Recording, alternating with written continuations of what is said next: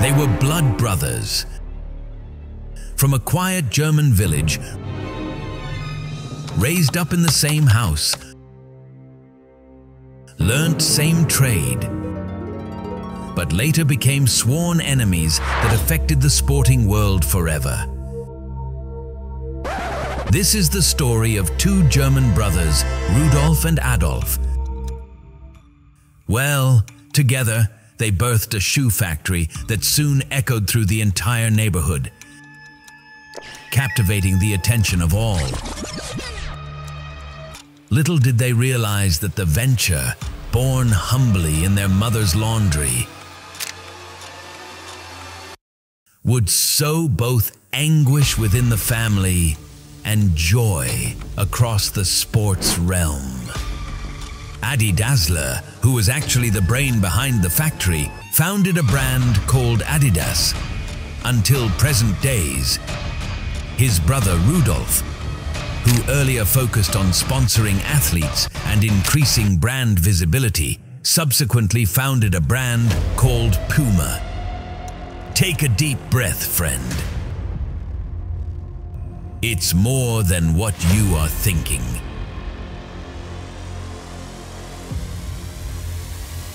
They started well together, but within few years of working together, the quest for control and personal misunderstanding led the duo to a fight of no returns, and eventually parted ways in a dramatic way that shook the whole sporting world. This is the story of how Adidas involuntarily created Puma out of insatiable greed and misunderstanding between two hard-working brothers.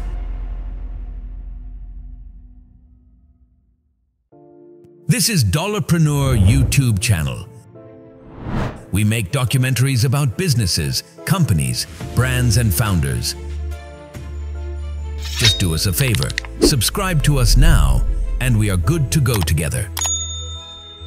Thank you.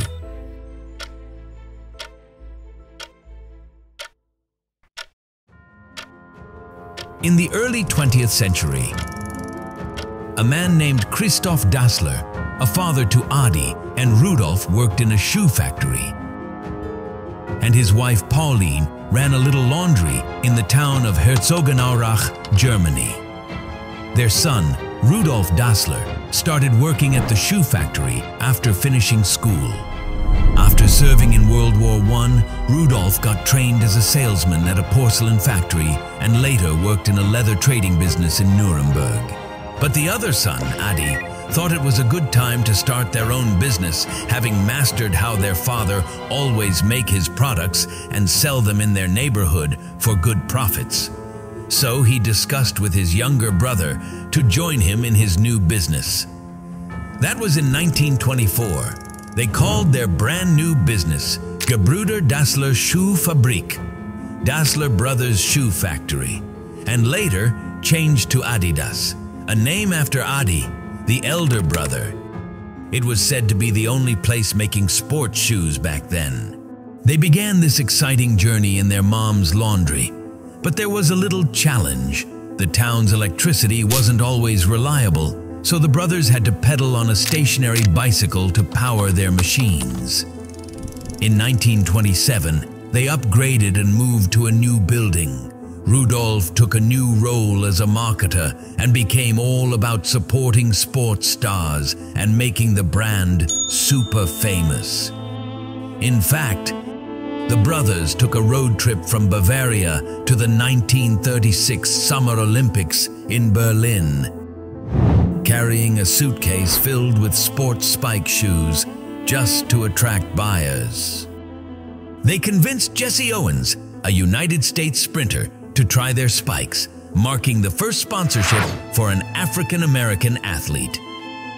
Owens went on to win 4 gold medals, and the Dassler business skyrocketed. Before World War II, they were selling a whopping 200,000 pairs of shoes every year. But when World War II happened, things got crazy. the brothers Adi and Rudolf both joined the Nazi Party, and their friendship turned into a big problem. It got to a point that they hardly talked to each other even at the face of war. It got messier. In fact, there was a time during a bombing, Adi and his wife hid in a shelter where Rudolf and his family were already chilling. Adi said something that sounded like he was mad at the bombers, but Rudolf thought Adi was dissing him and his family. Later that time, when the war was over, Rudolf got in trouble with some American soldiers, and he thought Adi had something to do with it, and his hatred for him increased drastically. So yeah, it got pretty messy between these two brothers. The growing rivalry between the Dassler brothers reached a breaking point in 1948, leading to their separation.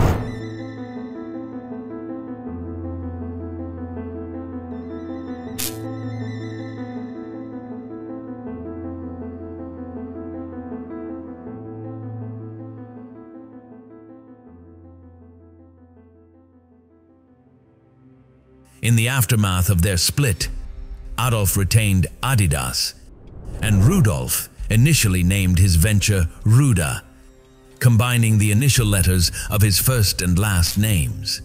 Adolf started his own company using a name he formed using his nickname, Adi, and the first three letters of his last name, Das, to establish Adidas.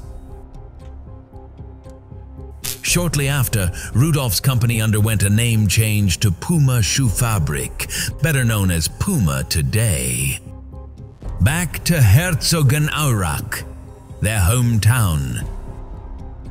It also witnessed a unique division.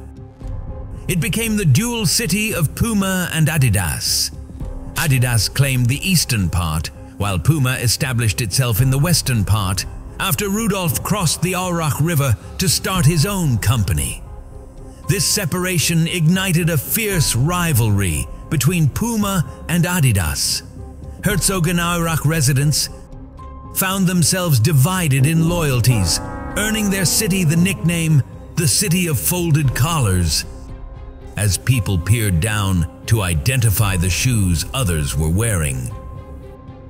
The rivalry even extended to the soccer field, where members of the West German national team showcased Puma boots in the first post-war game in 1948, marking a symbolic chapter in the ongoing competition between the two sportswear giants.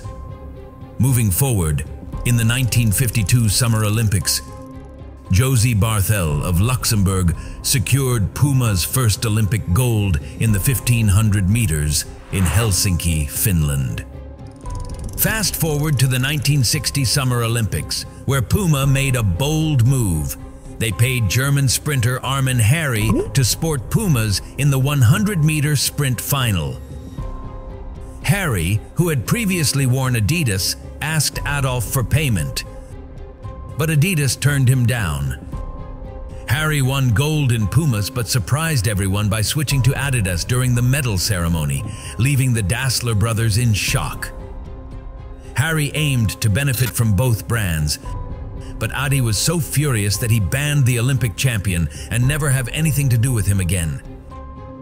In a powerful moment during the 1968 Olympics Black Power Salute, Puma sponsored African-American athletes Tommy Smith and John Carlos, who had clinched gold and bronze in the 200 meters, took a stand. They stood on the podium with their Puma suede shoes in hand, bowing their heads and raising black-gloved fists in a silent protest during the national anthem.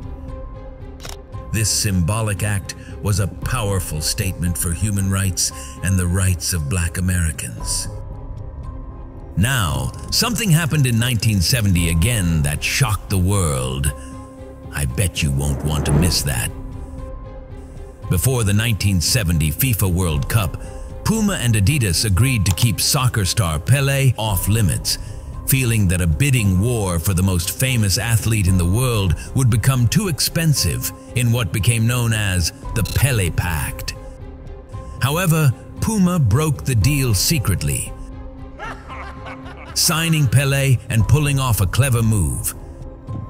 Puma paid him $120,000, about $3 million this year, to tie his shoelaces before a game, showcasing Puma King boots and grabbing global attention. This bold move shocked Adidas and ended any hopes of peace between the Dassler brothers.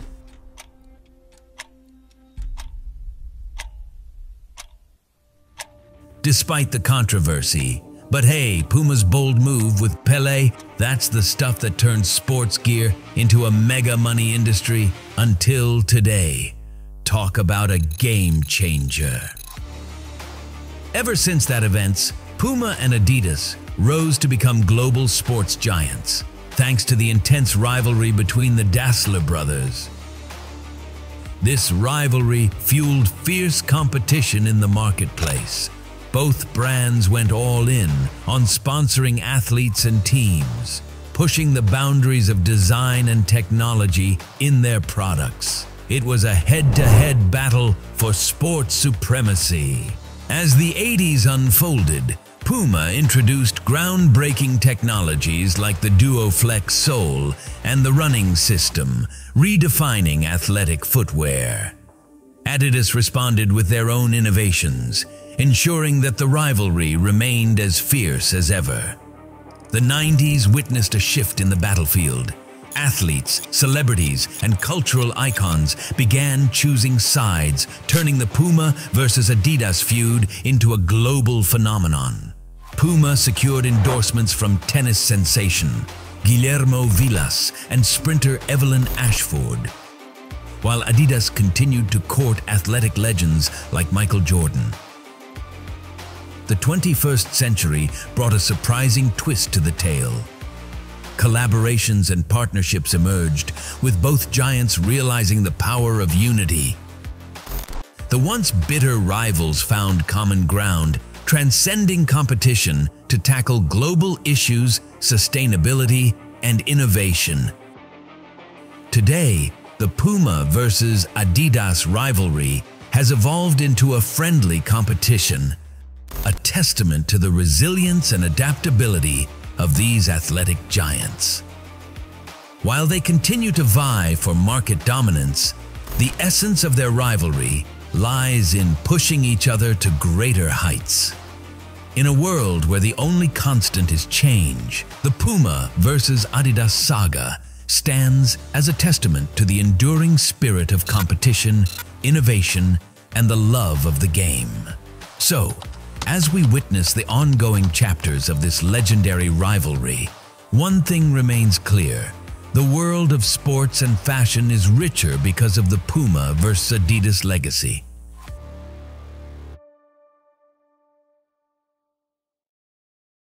Do not forget to subscribe and feel free to comment. Wait for our next story. It's an unimaginable documentary that took the business world by surprise.